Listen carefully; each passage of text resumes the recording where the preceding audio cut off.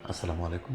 মলদ্বারের পাশে চুলকানি একটি বিরক্তিকর ব্যাপার, যাকে মেডিকেল সায়েন্সের ভাষায় বলা হয় প্রোরাইডাস আনাই।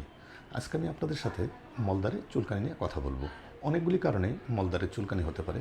তার মধ্যে অন্যতম প্রধান কারণ হলো কৃমি রোগ হওয়া, বা অনেকেই বলেন গোড়া কৃমি। কৃমি হলে তো অবশ্যই ওষুধ খেতে হবে, সঙ্গে কিছু সাবধানতা অবলম্বন করতে হবে।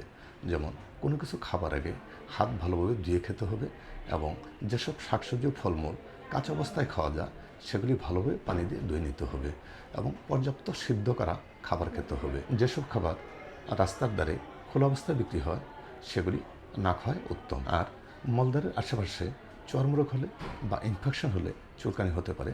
লাস্টলি, মলদ্বারে যদি অ্যানাল ফিশার হয় অথবা পাইলস হয়, যেসব পাইলস মলদ্বারের বাইরে বেরিয়ে আসে সেগুলি থেকে মিউকাস সিক্রেশন হয়, এবং এই মিউকাসগুলি ইরিট্যান্ট এবং মলদ্বারের আশেপাশে চামড়ায় লাগলে সেগুলি থেকে চুলকানি হয়।